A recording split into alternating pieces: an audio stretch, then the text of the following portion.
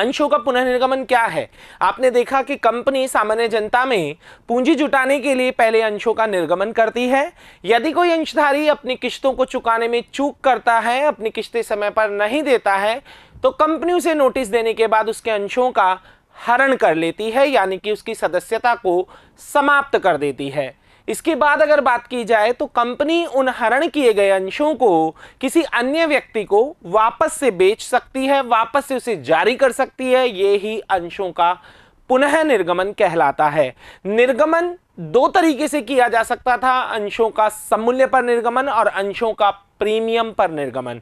सममूल्य का मतलब जो अंकित मूल्य तय किया गया उस मूल्य पर जारी किया जाए, प्रीमियम का मतलब अंकित मूल्य से ज्यादा पर जारी किया जाए। लेकिन पुनः निर्गमन तीन तरीके से किया जा सकता है, अंशों का सममूल्य पर निर्गमन, प्रीमियम पर निर्गमन और बट्टे पर भी पुनः निर्गमन किया जा सकता है। बट्टे से मतलब अंश का जो अंकित मूल्य है उससे कम मूल्य पर जारी किया जाए। लेकिन बट्टे के लिए एक बहुत महत्वपूर्ण बात आपको ध्यान रखनी है कि पुनः निर्गमन पर ज्यादा से ज्यादा बट्टा उतना दिया जा सकता है जितना हरण के समय कंपनी ने जब्त किया है। Very important.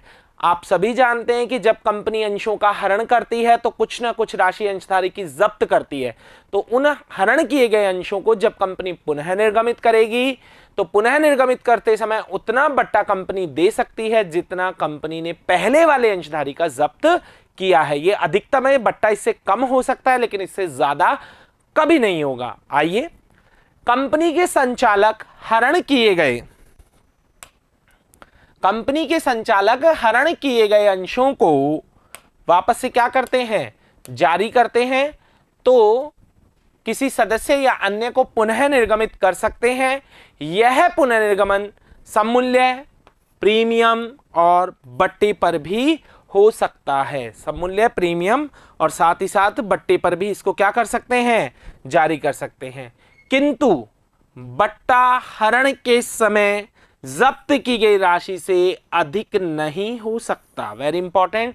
जितना जब्त किया है हरण करते समय, पुनः निर्गमन के समय आप अधिकतम उतना बट्टा दे सकते हैं। 1 मार्क्स का क्वेश्चन बन सकता है, पुनः निर्गमन पर अधिकतम बट्टे की दर बताइए। बिल्कुल ऐसे ही पूछा जाता है, दर बताइए, लेकिन आप कहेंगे हरण के समय जितनी राशि जब्त की गई है। पुनः निर्गमन के पश्चात यदि अंश हरण खाते में कोई शेष रहता है, आपने जो जब्त राशि की है उसे आप शेयर फॉरफिटेड में डालते हैं, आपने अंशों का पुनः निर्गमन कर दिया और उसके बाद भी अंश हरण खाते में यदि कोई राशि बचती है, यानी आपने बट्टा जितनी राशि जब्त की है उससे कम दिया है, तो फिर जो राशि बचेगी उसे कैपिटल रिजर्व में ले जाया जाएगा। इसे आप इस तरह समझें, मैंने 100 अंशों का हरण किया है जिस पर 3 रुपए प्रति अंश के हिसाब से मैंने जब्त किया है, ऐसा मान लें, यानी मैंने 300 रुपए जब्त किए हैं। इन अंशों को जब पुनर्निर्गमित मैंने किया है तो 2 रुपए बट्टा प्रति अंश दिया है, तो 300 रुपए टोटल जब्त किए गए। अंश हरण खाते में कितने शेष होगा? 100 गुणा 3, 300। इसमें से काम में कितना लिया? क्योंकि पुनर्निर्गमन यदि आप बट्टे पर करेंगे तो वो आप इसमें से काम में ले सकते हैं। तो मैंने कहा मैंने 100 अंशों को 2 रुपए बट्टे पर जारी किया, 200। इसका मतलब अभी भी अंश हरण खाते में पुनः निर्गमन के बाद 100 रुपए शेष बचेंगे। तो इस शेष को किस खाते में ले जाया जाता है? कैपिटल रिजर्व अकाउंट में ले जाया जाता है। तो यहां 2 छोटे छोटे अच्छे प्रश्न बने हैं। पुनः निर्गमन के समय अधिकतम बट्टा जब्त राशि तक दिया जा सकता है। पुनः निर्गमन के पश्चात अंश हरण खाते में यदि शेष हो तो उसे काय में लेकर जाएंगे? कैपिटल रिजर्व में लेकर जाएंगे। पुनः निर्गमन का मतलब आप सभी समझ चुके होंगे। अब आगे बढ़ते हैं पुनः निर्गमन की प्रविष्टियां। यदि सममूल्य पर निर्गमन किया जाए तो bank account debit to share capital. पुनः निर्गमन की एक ही एंट्री करनी है, निर्गमन की तरह 8 या 6 एंट्रियां नहीं करनी है। वहां पैसा किश्तों में लिया जाता था, यहां पैसा सारा एक साथ होगा। अगर सममूल्य पर करें तो bank account debit to share capital. क्यों? कारण समझाना चाहूंगा। कंपनी पुनः निर्गमन कर रही है तो कंपनी के पास पैसा आएगा तो बैंक अकाउंट को डेबिट और कंपनी की अंश पूंजी वापस से बढ़ेगी। कैसे? निर्गमन किया तब आपने शेयर कैपिटल को क्रेडिट किया क्योंकि अंश पूंजी बढ़ रही थी। हरण किया तो आपने शेयर कैपिटल को डेबिट किया। ध्यान कीजिए, हरण की एंट्री में आप शेयर कैपिटल को डेबिट करते हैं, तो शेयर कैपिटल को डेबिट किया क्योंकि पूंजी कम हो रही थी। पुनः निर्गमन में फिर से पूंजी बढ़ रही है तो आप शेयर कैपिटल को क्रेडिट करेंगे। तो ये तो बात है सब मूल्य पर पुनर्निर्गमन करने पर। यदि प्रीमियम पर पुनर्निर्गमन करें तो कंपनी का लाभ है, क्योंकि 10 रुपए का अंश आप 12 रुपए या 13 रुपए या 11 रुपए में जारी कर रहे हैं, तो लाभ को काय में क्रेडिट किया जाएगा, सिक्योरिटीज प्रीमियम अकाउंट में क्रेडिट किया जाएगा। तो क्या एंट्री बनी, bank account debit to share capital to securities premium. और यदि बट्टे पर पुनर्निर्गमन किया जाए, वेरी इंपॉर्टेंट एंट्री अब तक नहीं आई है, क्योंकि निर्गमन बट्टे पर होता ही नहीं है, निर्गमन दो ही तरीके से होता है, सब मूल्य या प्रीमियम पर। लेकिन अगर पुनर्निर्गमन की बात की जाए तो वो बट्टे पर किया जा सकता है। Bank account debit forfeited share account debit, यहां पर बट्टे डिस्काउंट की जगह आपको फोरफिटेड शेयर डेबिट करना है, और टू शेयर कैपिटल, क्योंकि यहां पर आपको कौन सी राशि लिखनी है, जितनी आपको हानि हो रही है, जितना आप बट्टा दे रहे हैं, वो शेयर फोरफिटेड में लिखा जाएगा। एक बार फिर से देख लें, सब मूल्य पर निर्गमन bank account debit to share capital, premium पर निर्गमन bank account debit to share capital to securities premium, और बट्टे पर bank account debit forfeited share account debit to share capital. तीनों ही कंडीशन में बैंक को डेबिट और शेयर कैपिटल को क्रेडिट है। Short and sweet. अगर प्रीमियम पर निर्गमन है तो प्रीमियम लाभ है, उसे क्रेडिट करेंगे, और अगर बट्टे पर निर्गमन है तो हानि है, तो शेयर फोरफिटेड अकाउंट को डेबिट करेंगे। और बट्टे के पुनर्निर्गमन के पश्चात शेयर फोरफिटेड में अगर कोई शेष बचता है तो उसे कौन से खाते में लेकर जाते हैं, पूंजी संचय खाते में लेकर जाते हैं। ये हम डिस्कस कर चुके हैं, जिसकी एंट्री होगी share forfeited account debit to capital reserve. ये आपका पुनर्निर्गमन पूरा हुआ। आइए समझने के लिए उदाहरण संख्या 16। पोली प्लास्टिक लिमिटेड के संचालकों ने 100 रुपए वाले प्रत्येक के 200 समता अंशों को द्वितीय और अंतिम मांग 30 रुपए प्रति अंश का भुगतान न होने के कारण जब्त करने का निर्णय लिया। हाँ जी, पोली लिमिटेड नाम की कंपनी है जिसका कोई अंशधारी है, जिसके पास अंश कितने हैं 200, और एक अंश कितने का है 100 रुपए का। उस अंशधारी ने फाइनल कॉल जो है 30 रुपए की, उसका भुगतान नहीं किया। कंपनी ने हरण करने का निर्णय ले लिया।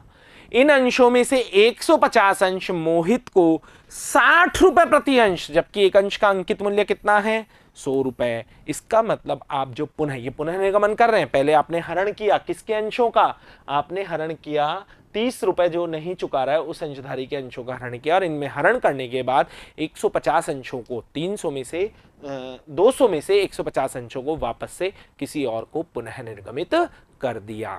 आइए बात करते हैं। तो आपको यहां पर हरण, पुनः निर्गमन और पूंजी संचय 3 प्रविष्टियां करनी, तो क्वेश्चन कंप्लीट है ही नहीं। अब ये बता ही नहीं रखा कंपनी ने कुल कितने अंश जारी किए, कुछ भी नहीं है। तो 3, और ऐसे प्रश्न बोर्ड में पूछे जाते हैं 3 मार्क्स में, 4 मार्क्स में इस तरह के प्रश्न आते हैं। तो हरण की प्रविष्टि सुनिएगा। हरण करने की प्रविष्टि का नियम, शेयर कैपिटल को डेबिट, जो किश्त नहीं चुकाई है उसे क्रेडिट, और शेयर फोरफिटेड को क्रेडिट। तो यहाँ शेयर कैपिटल अकाउंट डेबिट समतांश है, equity share capital account debit to equity share second and final call to share forfeited. फिर से सुने, equity share capital account debit to equity share final call to share forfeited. आपके दिमाग में प्रश्न आ सकता है कि सर कॉल इन एरियर लिख सकते हैं? हाँ लिख सकते हैं सूचना के भाव में, लेकिन ज्यादा सिंपल यही है कि आप कॉल का नाम प्रयोग करें। तो यहां पर सबसे पहले 200 अंशों का आप हरण कर रहे हैं। हरण की तिथि तक मांगी गई राशि तो आपने पूरा 100 रुपए ही मांग लिया है, क्योंकि अंतिम मांग की बात है। तो यहां तो आ जाएगा 20,000 रुपए। फाइनल कॉल में आएगी बकाया मांग, तो बकाया मांग है 200 अंश, और कितने रुपए से है 30 रुपए से, तो शेयर फाइनल कॉल में आ जाएगा 6,000 रुपए। और फोरफिचर में आपको हमेशा बताया कि इसमें जब्त राशि लिखी जाती है, वो राशि लिखी जाती है जो अंशदानी ने चुका दी और कंपनी ने हरण करते समय वो राशि रख ली, यानी जब्त कर ली। तो अंतर की राशि इसमें आपको डालनी है, और वो राशि आ रही है 14,000 रुपए। शेयर फोरफिटेड को आप ऊपर नीचे लिख सकते हैं, ऐसे कोई प्रॉब्लम नहीं है कि सेकंड कॉल को नीचे लिखना है, या वैसे फोरफिचर शेयर अधिकतर एंट्रीज में हमने नीचे ही लिखा है, लेकिन आपकी बुक से ये ऐसे कैसे सॉल्यूशन उठाया गया है, इस कारण ये एंट्री इस तरीके से ऐसे भी ठीक है।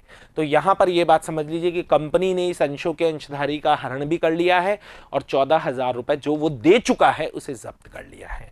अब कंपनी वापस से इन अंशों को किसी और को पुनर्निर्गमित कर रही है, मोहित को पुनर्निर्गमित कर रही है, लेकिन वो मोहित 200 अंश पूरे नहीं ले रहा।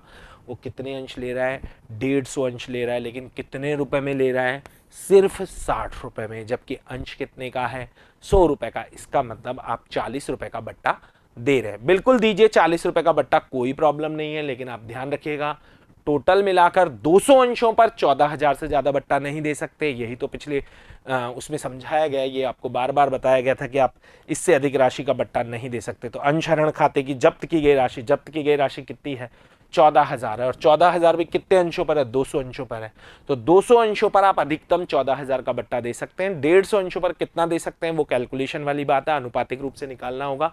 लेकिन अब बात करते हैं पुनर्निर्गमन की एंट्री की। पुनर्निर्गमन में क्या होता है? कंपनी के पास पैसा आता है, इसलिए bank account debit, share capital को क्रेडिट करते हैं, टू शेयर कैपिटल। साथ ही साथ यहां पर हानि है, और उस हानि को किससे पूरा करेंगे? शेयर फोरफिचर से पूरा करेंगे, तो इसको यहां पर डेबिट करेंगे। तो एंट्री क्या बनी? Bank account debit, share forfeited account debit to share capital. Bank में लिख दीजिए 150 गुणा 60, शेयर फोरफिटेड में लिख दीजिए 150 इंटू 40। तो यहां तो आ जाएगा 9,000 रुपए, और यहां पर आ जाएगा 6,000 रुपए, और यहां पर आ जाएगा 15,000 रुपए। अब अगर अंशहरण खाते में कोई राशि शेष बचती है तो कैपिटलिज्म में जाएगी। तो अगर आप शेयर फोरफिचर में देखते हैं तो इसमें 14,000 रुपए का शेष था, लेकिन हमने बट्टा कितना दिया? 6,000 रुपए। अगर नॉर्मल मैथमेटिक्स से निकालते हैं तो आपको पता लगता है कि सब इसमें 8,000 रुपए शेष बचे हुए हैं, जिसको ले जाने की एंट्री होगी share forfeited account debit to capital reserve. लेकिन एक सावधानी रखनी है स्टूडेंट्स, कैपिटल रिजर्व में पैसा ले जाने के लिए मुख्य शर्त यह है कि संपूर्ण अंश पुनः निर्गमित हो गए हों। आपने हरण कितने किए? आपने हरण जो अंश किए हैं वो हैं 200, और आपने पुनः निर्गमित कितने किए? आपने पुनः निर्गमित किए हैं मात्र 150। तो पैसा कैपिटलिज्म में तो जाएगा, लेकिन केवल उन्हीं अंशों का जाएगा जो कि पुनः निर्गमित हो चुके हैं। आइए इसके लिए एक वर्किंग नोट तैयार करते हैं। वर्किंग नोट इस तरह से बनाएंगे, 200 अंशों की कुल जब्त राशि कितनी है? 14,000। लेकिन आपने पुनः निर्गमित कितने किए हैं? आपने पुनः निर्गमित किए हैं कितने? 150 अंश। तो 150 का निकालते हैं। अगर 150 अंशों का निकालें तो 14,000 राशि है कितने अंशों की? 200 अंशों की। तो 150 की कितनी होगी स्टूडेंट्स? तो 150 की जो राशि होगी वो हो जाएगी 10,500। इस कैलकुलेशन को सॉल्व करने पर हमको पता लगेगा कि 10,500 जो है वो कुल लाभ हुआ है 150 अंशों का। और पुनः निर्गमन पर हमने घाटा कितना खाया? तो 150 अंशों पर पुनः निर्गमन का घाटा है 6,000 रुपए। तो वास्तव में कैपिटल रिजर्व में ले जाना होगा कितना? 4,500 रुपए। आपको समझ में आया होगा? एक बार फिर से समझें, जो 14,000 है वो 200 अंशों का जब्त की राशि है, 200 अंशों पर अपन ने जब्त की है। अगर आप 200 के 200 अंश जारी कर देते तो इस 14,000 में से घटा के बाकी का पैसा कैपिटलिज्म में चला जाता, लेकिन आपने 200 अंश जारी नहीं किए। कैपिटलिज्म में पैसा तभी जा सकता है जब अंश पुनर्निर्गमित हो गए। तो 150 अंश पुनर्निर्गमित हो गए, तो हमने अनुपातिक रूप से निकाला कि 14,000 अंश हरण पर फायदा हुआ। कितने अंशों पर? 200 पर। तो 150 पर कितना भाई? 200 का भाग देंगे तो एक अंश का निकल आएगा, 150 से गुणा करेंगे तो 150 अंशों का निकल आएगा। तो 10,500 कुल लाभ हुआ 150 अंशों पर, और 6,000 का घाटा हुआ 150 अंशों पर। तो बचा कितना? 4,500। उदाहरण संख्या 16 को पूरा करने के बाद अब बात करते हैं उदाहरण संख्या 14 की। हाईलाइट इंडिया लिमिटेड ने 100 रुपए वाले प्रत्येक 30,000 अंशों को 20 रुपए प्रति अंश अधिमूल्यन के लिए आवेदन पत्र आमंत्रित किया। 100 रुपए का एक अंश है और 20 रुपए इसमें क्या है? प्रीमियम है। आवेदन पर 40 रुपए, 10 रुपए अधिमूल्यन सहित, 10 रुपए प्रीमियम सहित। बंटन पर 30 रुपए, 10 रुपए अधिमूल्यन सहित। यानी इस बार जो 20 रुपए की प्रीमियम है वो दो टुकड़ों में अलग अलग है। 10 रुपए है बंटन के साथ और 10 रुपए है आवेदन के साथ। प्रथम मांग पर 30 रुपए और द्वितीय अंतिम मांग पर 20 रुपए। 40,000 अंशों के लिए आवेदन प्राप्त हुए और 35,000 अंशों के आवेदकों के अंशों का अनुपातिक बंटन किया गया और अतिरिक्त आवेदन राशि को बंटन खाते में उपयोग किया गया। आपने बाजार में जो अंश रखे हैं वो रखे हैं 30,000।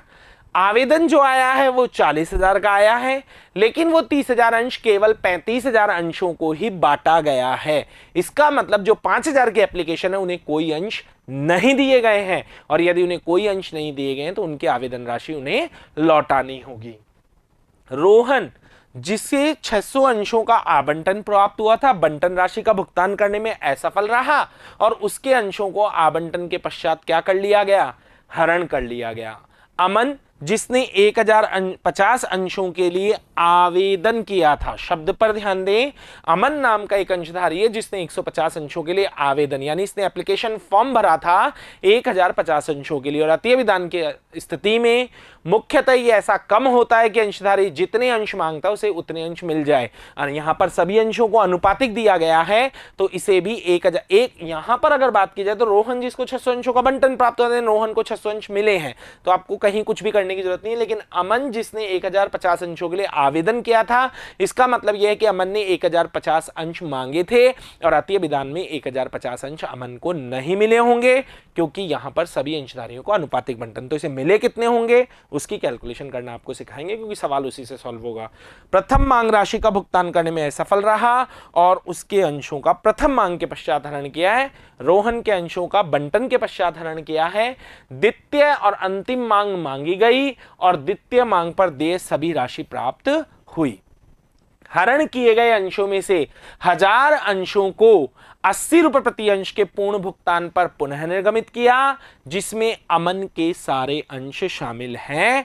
हाईलाइट लिमिटेड की पुस्तकों में आवश्यक रोज नामचा प्रविष्टियां दीजिए। सवाल को एक बार पूरा समझ लीजिए। 30,000 अंश, 100 रुपए का एक, 20 रुपए प्रीमियम, वो 20 रुपए प्रीमियम 10 रुपए आवेदन पर प्राप्त हो रही है, 10 रुपए बंटन पर प्राप्त हो रही है। 40 रुपए का आवेदन है, 30 रुपए का बंटन है, 30 रुपए की प्रथम मांग है और 20 रुपए की अंतिम मांग है। 40,000 अंशों के लिए आवेदन प्राप्त हुए हैं तो अतीय विधान की स्थिति है। 35,000 अंशों को ही अनुपातिक बंटन किया गया, यानी जो हमारे पास 30,000 अंश हैं वो हमने 35,000 अंशधारियों को अनुपातिक तौर पर बांट दिए हैं। इसका मतलब यह है कि 5,000 अंशधारियों को उनकी एप्लीकेशन मनी वापस लौटानी है और जो ये 35,000 का जो पैसा बचेगा एक्स्ट्रा पैसा वो बंटन में एडजस्ट करना है। रोहन 600 अंशों का अंशधारी, उसने आवंटन का भुगतान नहीं किया, इसके आवंटन के बाद हरण हो गया। अमन जिसने 1050 अंशों के लिए आवेदन किया था तो ये अंश निकालने होंगे कि इसको कितने मिले। उसने प्रथम मांग राशि नहीं चुकाई और उसके अंशों का हरण प्रथम मांग के बाद कर लिया। द्वितीय और अंतिम मांग मांगी गई, सभी ने चुकाई है। हरण जो अंश के हैं उसमें से 1000 अंशों को 80 रुपए पर बेचा है जबकि अंश का अंकित मूल्य कितना है 100 रुपए। इसका मतलब आपने अंश का पुनर्निर्गमन काय पर किया है, बट्टे पर किया है। तो आइए शुरू करते हैं एंट्री। पहली एंट्री की बात करें तो 40,000 अंशों से होगी, 40,000 गुणा 40 और जब ऐसा आप करेंगे तो ये आता है 16 लाख रुपए। तो पहली एंट्री होगी bank account debit to share application 16 lakh रुपए। तो पहली एंट्री में डाल दीजिए bank account debit to share application 16 lakh.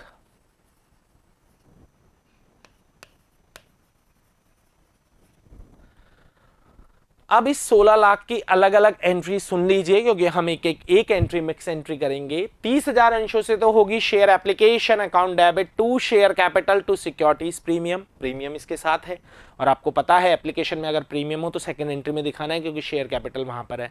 तो 30,000 अंशों की जो प्रविष्टि होगी वो तो होगी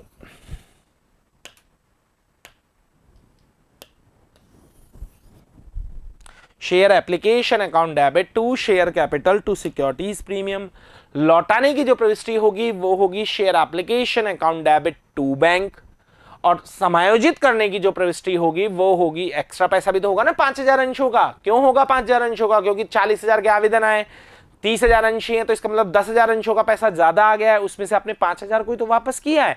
तो 5,000 अंशों का जो पैसा होगा उसे आप बंटन में समायोजित करेंगे जिसकी एंट्री होगी share application account debit to share allotment. अब जो मैंने 3 एंट्री बोली इनमें सब में कॉमन है शेयर एप्लीकेशन डेबिट। तो मिक्स एंट्री क्या बनेगी? Share application account debit to share capital to securities premium to bank to share allotment. आइए इस एंट्री का आपको अमाउंट समझाते हैं। शेयर एप्लीकेशन में आप पूरे 16 लाख लिख दीजिए।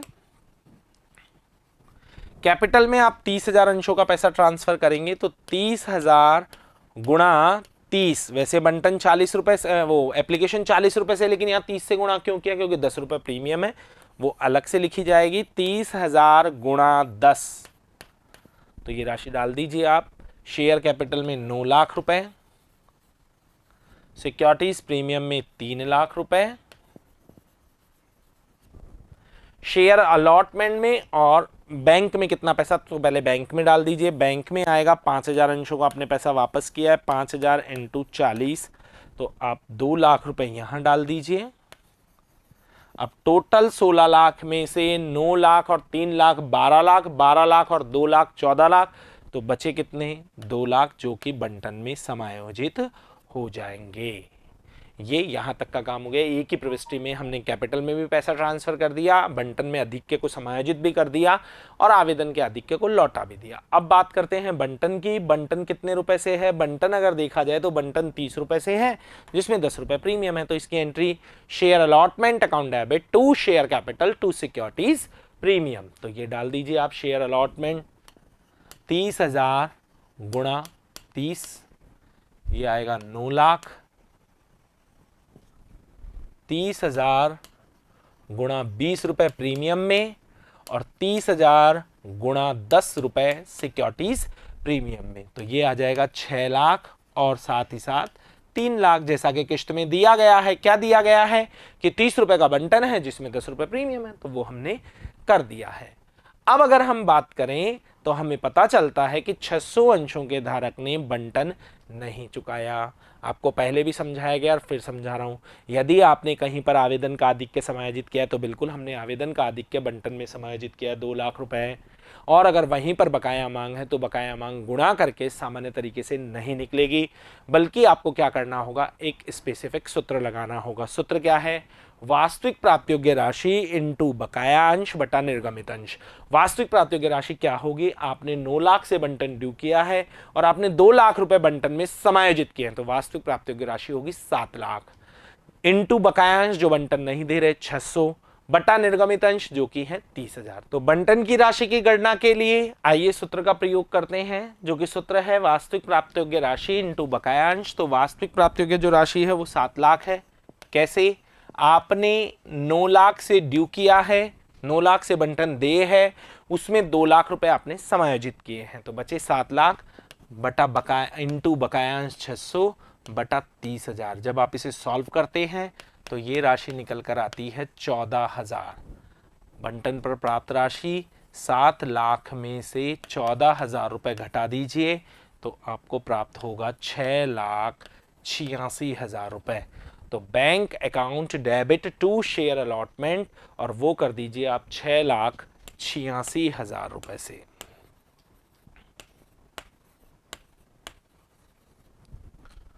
अब जैसा सवाल में लिखा हुआ है, अगर आप सवाल पे गौर करेंगे, इस अंशधारी ने बंटन नहीं दिया और कंपनी ने यहीं पर इसके अंशों का हरण कर लिया। अगर बात करें हरण के लिए क्या नियम आपको बताया गया था? शेयर कैपिटल को डेबिट, अगर प्रीमियम प्राप्त नहीं हुए तो प्रीमियम भी डेबिट। तो यहां पर प्रीमियम 20 रुपए है, जिसमें 10 रुपए प्राप्त हो चुकी है और 10 रुपए प्राप्त नहीं हुई है, क्योंकि 10 रुपए आवेदन के साथ है वो प्राप्त हो चुकी है, और इसने बंटन नहीं चुकाया तो प्रीमियम नहीं चुकाए, तो प्रीमियम को डेबिट करेंगे।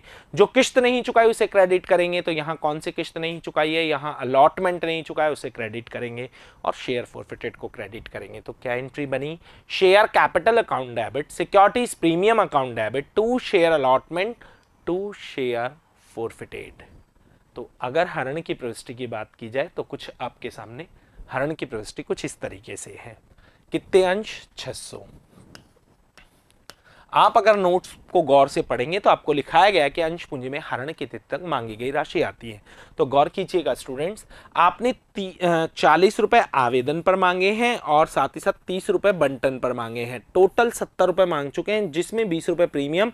शेयर कैपिटल में अमाउंट डालते समय केवल ये देखा जाता है अंकित मूल्य का कितना मांगा है, यानी प्रीमियम को हमेशा हटाना है। चाहे आपने प्रीमियम को यहाँ डेबिट किया है चाहे नहीं किया है, प्रीमियम तो आपको शेयर कैपिटल में अमाउंट डालते समय तो हटाना ही है। तो अभी तक आपने 50 रुपए मांगे हैं। कितने रुपए मांगे हैं? 50 रुपए मांगे हैं। आप देख सकते हैं सवाल जहां शुरू हो रहा है, ये देखिए 50 रुपए मांगने बाकी हैं, इसका मतलब 50 रुपए मांग लिए हैं अंकित मूल्य में से प्रीमियम को हटाने के बाद। तो 600 इंटू 50 तो आप डाल दीजिए प्रीमियम में, तो ये राशि होगी आपकी शेयर कैपिटल में, जिसकी राशि होगी 30,000। सिक्योरिटीज प्रीमियम ये आएगा 600 गुणा 10 ओनली, क्योंकि सिर्फ 10 रुपए ही प्रीमियम प्राप्त नहीं हुआ है। बकाया राशि गुणा करके नहीं, अगर आपने सूत्र करके निकाली है तो वो डालनी है। आपने सूत्र से 14,000 रुपये बकाया राशि निकाली है वो ही डालनी है, और अंतर की राशि डाल दीजिए फॉरफिटेड में। तो जब हम 36 में से 14,000 घटाएंगे तो ये बचेगा आपके 22,000 रुपये। रोहन के अंशों का हरण करने के बाद अब बात करते हैं प्रथम मांग की। अगर प्रश्न की शुरुआत में देखा जाए तो प्रथम मांग की राशि इन्होंने बताई है 30 रुपए। अंशों की संख्या है अब 30,000 में से 600 अंशों का हरण किया जा चुका है। इसका मतलब अब जनता के पास अंशों की संख्या है 29,400। तो जो प्रथम मांग मांगी जाएगी वो मात्र केवल 29,400 अंशों पर ही मांगी जाएगी। हमेशा ध्यान रखें, यदि बीच में ही अंशों का हरण कर लिया गया है और हरण के बाद अगर कोई किश्त मांगी जा रही है तो उन अंशों पर किश्त नहीं मांगी जा सकती जिन अंशों का हरण कर लिया गया है। तो 29,400 को हम गुणा करेंगे 30 रुपए से, क्योंकि प्रथम मांग दी गई है 30 रुपए से, और जब हम इसको गुणा करते हैं तो ये राशि आती है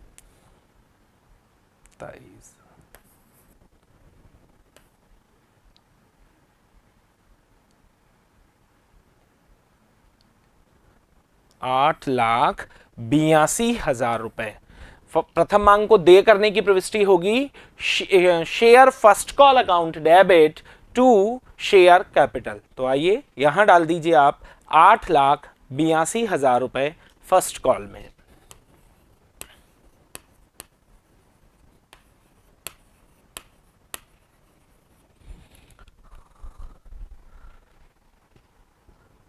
सवाल को जब आगे पढ़ते हैं तो पता चलता है कि अमन जिसने 1,000 अंशों के लिए क्या किया है, आवेदन किया है, 1,000 अंशों के लिए आवेदन किया था, प्रथम मांग राशि का भुगतान करने में असफल रहा। अति अभिदान की स्थिति में यदि किसी अंशधारी के साथ यह कहा जाए कि वो इतने अंशों का आवेदक है या फिर उसने इतने अंशों के लिए आवेदन किया था, तो इस बात की पूरी संभावना है कि उसे उतने अंश नहीं मिले होंगे जितने उसने आवेदन किए थे। यहां पर अमन ने 1,050 अंशों के लिए आवेदन किया, लेकिन आपको पता है कि 40,000 अंशों के लिए आवेदन आने के बाद 5,000 अंशों को मना करके कंपनी ने 35,000 अंशों के अंशधारियों को 30,000 अंशों का बंटन किया है। तो अमन ने 1,050 अंश मांगे हैं, तो इसको अंश कितने मिले होंगे पहले उसकी गणना करनी होगी, उसके बाद ही प्रथम मांग की बकाया राशि को निकाला जा सकता है। तो यहां पर अगर बात की जाए तो किस तरीके से निकाला जाएगा, तो पहले आप इस अनुपात को, पूरे अनुपात को समझ लें कि 40,000 के आवेदन आए, 5,000 को अस्वीकृत कर दिया, तो भी 35,000 आवेदनकर्ताओं को कंपनी ने 30,000 अंश बांटे हैं। यानी कि अगर 35,000 और 30,000 का अनुपात आप निकालते हैं तो वो आता है 7:6। यानी कि यदि कोई अंशधारी 7 अंश मांगता है तो कंपनी उसे 6 अंश प्रोवाइड करवाती है। तो हम इसे पहले गणना कर लेते हैं। इसका वर्किंग नोट हमने तैयार कर रखा है। अमन को आवंटित अंशों की संख्या किस तरह से कैलकुलेशन होगी, दिए गए अंश ऊपर 30,000, कुल आवेदित अंश नीचे 35,000, 40 नहीं रखेंगे क्योंकि 5,000 को आपने मना कर दिया है, और अमन द्वारा आवेदित अंश कितने हैं 1,050। यानी कि 35,000 आवेदन करने पर 30,000 अंश कंपनी बांटती है, तो 1,050 का आवेदन करने पर कंपनी कितने अंश बांटेगी। और जब आप इसको सॉल्व करते हैं स्टूडेंट्स तो ये आता है 900 अंश। यानी वास्तव में अमन को 900 अंश मिले हैं। अब इसने प्रथम मांग राशि नहीं चुकाई है, तो आप 900 गुणा 30 करेंगे। ये बकाया मांग निकालने का सामान्य तरीका है, जबकि बंटन में हमने बकाया मांग एक अनुपातिक कैलकुलेशन कर एक सूत्र लगाकर निकाली है। ऐसा क्यों, आपको शुरू में ही बता दिया गया है कि अति अभिदान की स्थिति में जहां पर आवेदन का आधिक्य समायोजित किया जाता है, अगर वहां पर बकाया मांग हो तो अनुपातिक कैलकुलेशन करनी है। और सभी सवालों में अगर सामान्य सवाल है, सामान्य सवाल से मतलब जहां पर आवेदन का आधिक्य समायोजित नहीं हुआ है, तो वहां बकाया मांग आपको नॉर्मल तरीके से निकालनी है। ये कभी भी ना सोचें कि बंटन में सूत्र लगता है। अगर प्रथम मांग में राशि समायोजित होगी तो प्रथम मांग में भी इस कैलकुलेशन को लगाया जा सकता है। कुल मिलाकर जहां पर आधिक्य समायोजित होगा वहां बकाया मांग की कैलकुलेशन होगी, वरना नॉर्मल गुणा करके निकालें। तो ये आता है 27,000 रुपए। अब बात ये आती है कि आपने जो किस्त को ड्यू किया है वो किया है 8,82,000 से, जैसा कि अभी हमने किया था, उसमें से 27,000 रुपये प्राप्त नहीं हुए। इसका मतलब हमें प्राप्त कितने हुए? 8,55,000 रुपये। प्रथम मांग को प्राप्त करने की जो प्रविष्टि की जाएगी वो की जाएगी bank account debit to share first call. तो आइए ये एंट्री हम कर देते हैं, bank account debit to share first call, और इसका अमाउंट होगा 8,55,000 रुपए।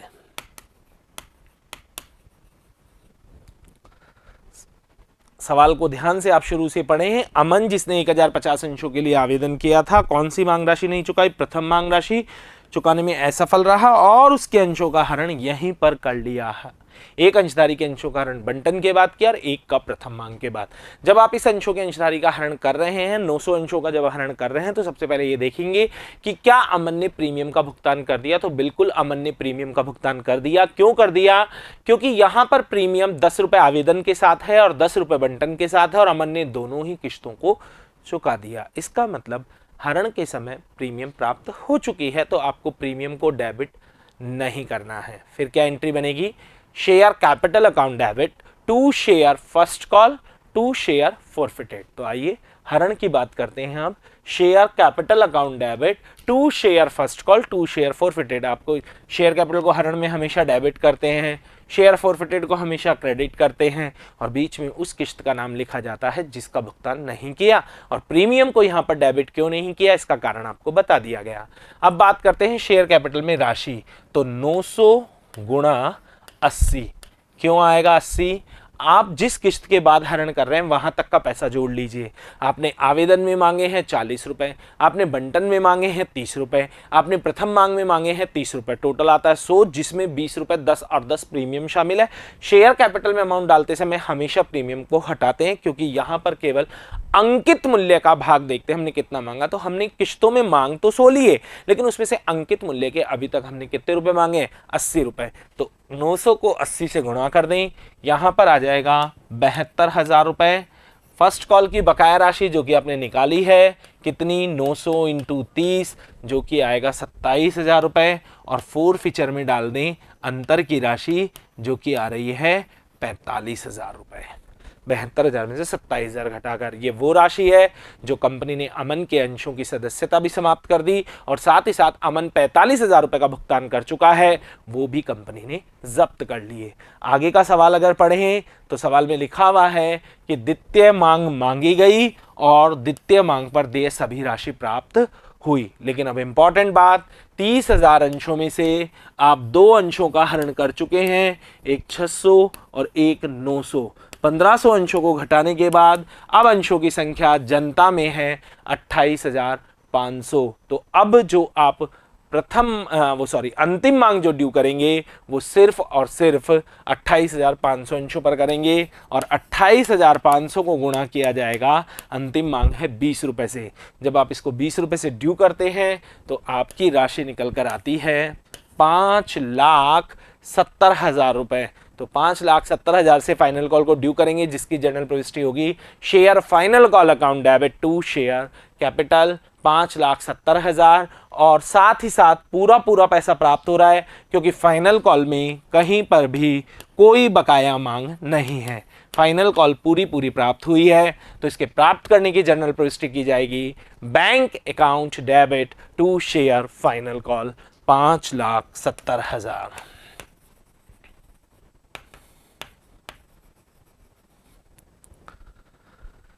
इसके बाद अगर बात करें तो सवाल में आगे लिखा हुआ है कि जो आपने अंश हरण कर रखे हैं, हरण किए गए अंशों में से, अब इनकी बात हो रही है। ये जो हरण आपने 2 बार किया है, एक रोहन के अंशों का बंटन के बाद और अमन के अंशों का आपने हरण किया है प्रथम मांग के बाद, उन अंशों में से 1000 अंश 80 रुपए प्रति अंश की दर से पुनः निर्गमित कर दिए। 100 रुपए का एक अंश आपने 80 रुपए में जारी कर दिया। इसका मतलब आपने पुनः निर्गमन काय पर किया है?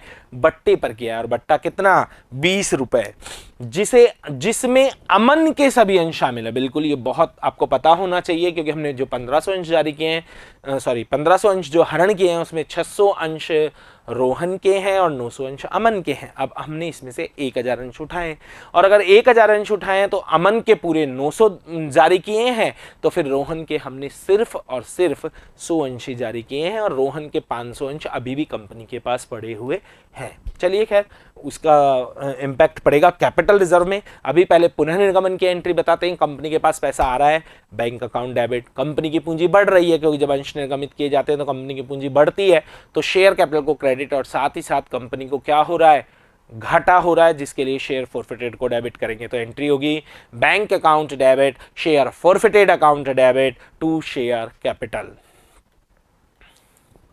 बैंक में 1000 अंश 80 रुपए से जारी हो रहे हैं। 1000 गुणा 20, 20,000, तो यहाँ लिख दीजिए 80,000, यहाँ लिख दीजिए 20,000 और यहाँ लिख दीजिए 1,00,000। अब बात आती है कैपिटल रिजर्व की। अंशों के पुनर्निर्गमन के पश्चात अंशहरण खाते में यदि कोई राशि बचती है तो उसे पूंजी संचय यानी कि कैपिटल रिजर्व अकाउंट में ले जाते हैं। लेकिन ज़रूरी बात यह है कि अंशों का पुनर्निर्गमन हो गया हो। अब यहाँ पर 1500 में से केवल 1000 अंशों का ही पुनर्निर्गमन हुआ है, तो पूंजी संचय की गणना कैसे की जाएगी, पहले उसका वर्किंग नोट तैयार करते हैं। पूंजी संचय की गणना अमन के अंशों के हरण पर कुल जब्त राशि, अमन के अंशों के हरण पर कुल जब्त राशि 45,000, पूरी राशि ले लेंगे। क्यों ले लेंगे? क्योंकि अमन के सभी अंश पुनः निर्गमित कर दिए गए हैं, जबकि रोहन के सिर्फ 100 अंश पुनर्निर्गमित हुए हैं 600 में से, क्योंकि अमन के 900 और रोहन के 100 मिलकर 1000 अंश हो जाते हैं। तो यहाँ अगर बात की जाए तो अगर मैं बात करूँ तो रोहन के अंशों का जो लाभ है वो है 22,000, लेकिन पूरा 22,000 आप कैपिटल रिजर्व में नहीं ले जा सकते क्योंकि मात्र 100 अंश जारी हुए हैं और जो अंश जारी हुए हैं उन्हीं का पैसा कैपिटल रिजर्व में जाएगा। तो इसको अनुपातिक निकालना होगा। कैसे निकालेंगे? 22,000 में 600 का भाग देंगे और कितने अंशों से गुणा करेंगे? 100 से, क्योंकि पुनर्निर्गमित कितने हुए हैं? 100। और जब इसे आप सॉल्व करते हैं तो ये आता है आपके 3666.66 है, जिसे कर देंगे 3667 रुपये। 100 अंशों का फायदा है 3667। तो आप कैपिटल रिजर्व में मैक्सिमम ये अमाउंट ले जा सकते हैं।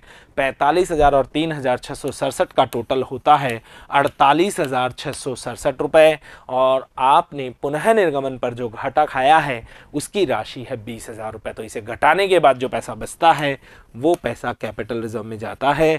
तो अब राशि निकल कर आती है 28,667 रुपये, जिसे कैपिटल रिजर्व में ले जाएंगे और एंट्री होगी share forfeited account debit to capital reserve. 28,667 रुपये share forfeited account debit to capital reserve 28,667 रुपये। उदाहरण संख्या 14 को पूरा कर लेने के बाद अब बात करते हैं उदाहरण संख्या 17 की। 1 जनवरी 2014 को एक्स लिमिटेड के संचालकों ने 50,000 अंशों को 10 रुपए प्रति अंश के मूल्य के अंशों को प्रति अंश 12 रुपए पर जनता को क्रय करने के लिए जारी किए। यानी 50,000 अंश हैं, 10 रुपए उनका अंकित मूल्य है, लेकिन आपने 2 रुपए प्रीमियम, इट मीन्स 12 रुपए पर उन्हें जारी किया है।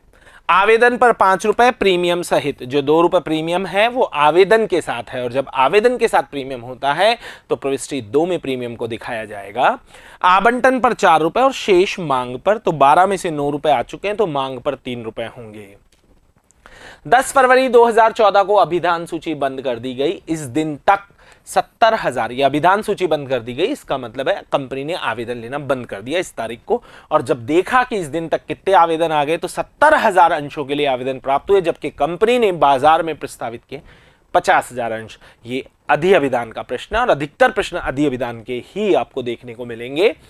प्राप्त राशि में से 40,000 रुपए वापस कर दिए गए और 60,000 रुपए आवंटन पर देय राशि का समायोजन बंटन पर किया गया। आपका काम आसान कर दिया गया है स्टूडेंट्स, यहां राशि के हिसाब से ही आपको बता दिया गया है। आपको पता है कि जो आवेदन राशि है वो 5 रुपए है, तो 50,000 इंटू 5 के हिसाब से आपको 2.5 लाख रुपए प्राप्त होने चाहिए, जबकि 70,000 अंशों के आवेदन प्राप्त हैं तो 70,000 इंटू 5 यानी 3,50,000 रुपए आपको प्राप्त हुए हैं। 1 लाख रुपए अतिरिक्त प्राप्त हुआ। उस 1 लाख अतिरिक्त रकम में से 40,000 जनता को वापस करना है, यानी शेयर एप्लीकेशन टू बैंक, और 60,000 रुपए बंटन में एडजस्ट करने हैं, जिसकी एंट्री होगी share application account debit to share allotment. राशि आपको खुद ही ने बता दी है, जिसकी शेष रकम 16 फरवरी 2014 को भुगतान कर दी गई। 60,000 रुपए बंटन में करने के बाद बाकी जो रकम बंटन की प्राप्त होनी है वो 16 फरवरी को प्राप्त हो गई।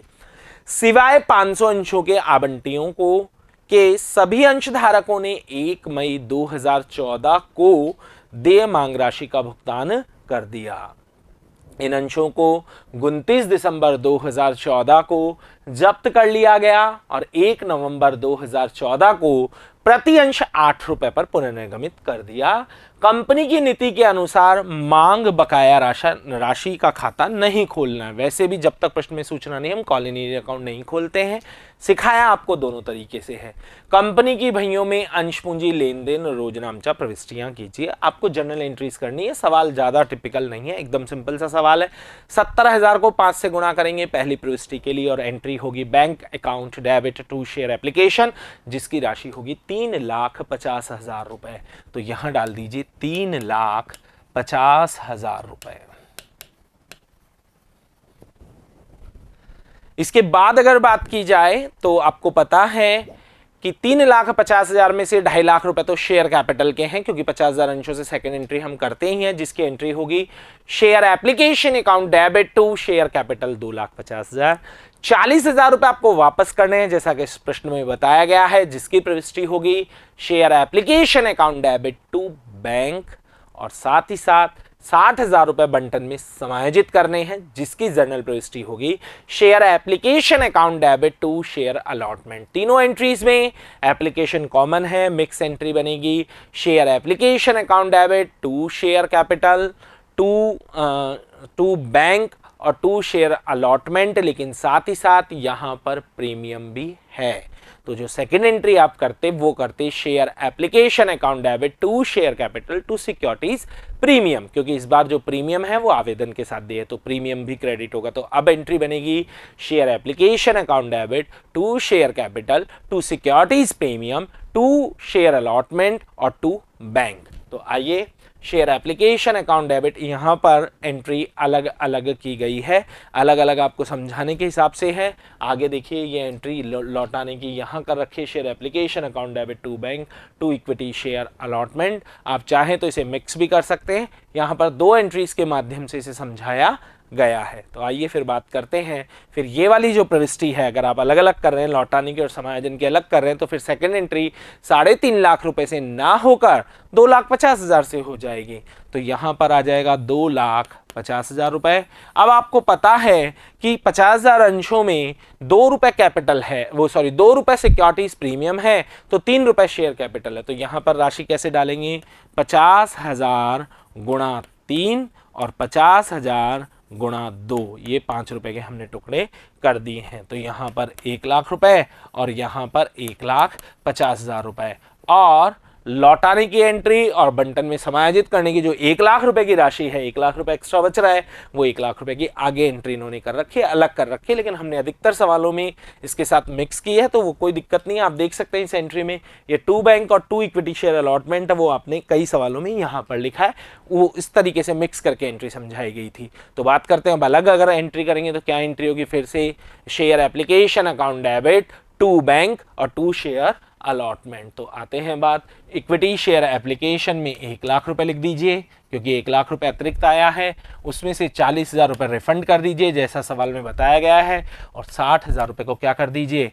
समायोजित कर दीजिए। समायोजित कर लेने के बाद अब बात करते हैं बंटन को देय करने की। तो बंटन राशि 4 रुपए से बताई गई है, तो 50,000 गुणा 4 2 लाख रुपए से बंटन ड्यू किया जाएगा, जिसकी प्रविष्टि होगी equity share allotment account debit to equity share capital, जिसकी राशि होगी 2 लाख रुपए। आपने बंटन में जो समायोजन किया है वो किया है 60,000 रुपए, तो 1,40,000 रुपए आपको प्राप्त हो जाएगा, जिसकी प्रविष्टि होगी bank account debit to equity share allotment. बंटन में कहीं पर भी कोई बकाया मांग नहीं है, इसलिए 1,40,000 रुपए पूरा प्राप्त कर लिया जाएगा 2 लाख में से 60,000 रुपए घटाने के बाद। अब बात करते हैं प्रथम मांग की। तो प्रथम मांग स्टूडेंट्स कितने से है? प्रथम मांग अगर सवाल में आप देखेंगे तो प्रथम मांग 3 रुपए से है। प्रथम मांग को ड्यू करने की प्रविष्टि की जाएगी equity share first and final call account debit to equity share capital.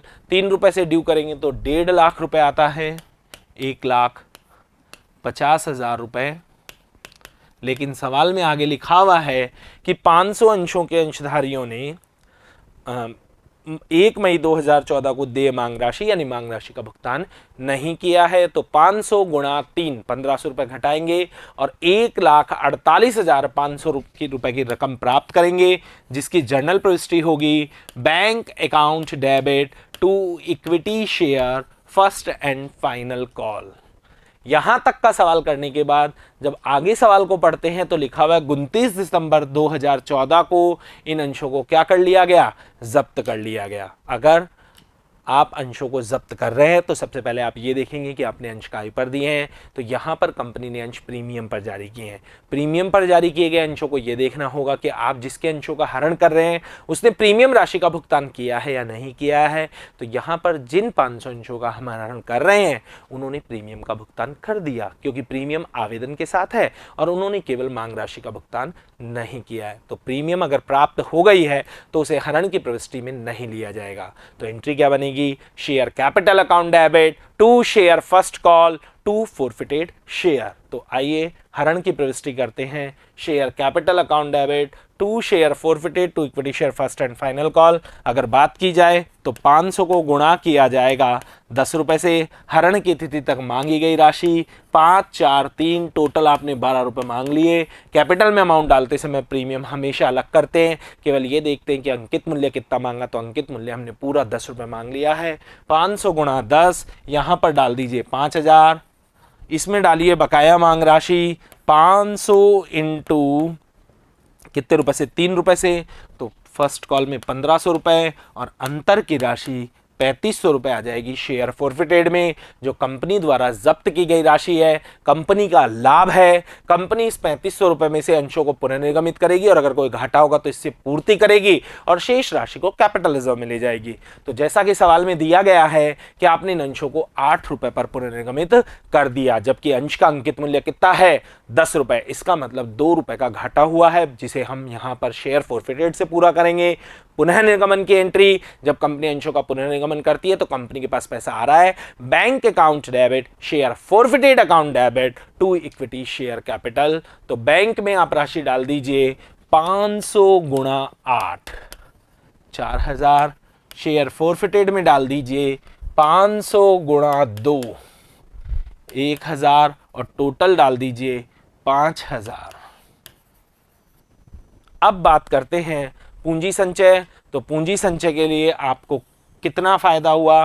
3500। आपको घाटा कितना हुआ? 1000। 3500 में से 1000 पूरे घटाकर सीधा कैपिटलिज्म में ले जा सकते हैं। कहीं कोई अनुपातिक कैलकुलेशन की जरूरत नहीं है। अनुपातिक कैलकुलेशन वहां की जाती है जहां पर हरण अंश किए हों ज्यादा और पुनः निर्गमित किए हों कम। इस सवाल में आपने जितने हरण किए हैं सारे पुनर्निर्गमित कर दिए, तो सीधा सीधा 3500 जो लाभ हुआ है उसमें से पुनर्निर्गमन पर जो 1000 रुपए घाटा हुआ है उसे घटाने के बाद राशि बचती है 2500 रुपए, जिसे कैपिटल रिजर्व में ले जाएंगे और जनरल प्रविष्टि होगी share forfeited account debit to capital reserve.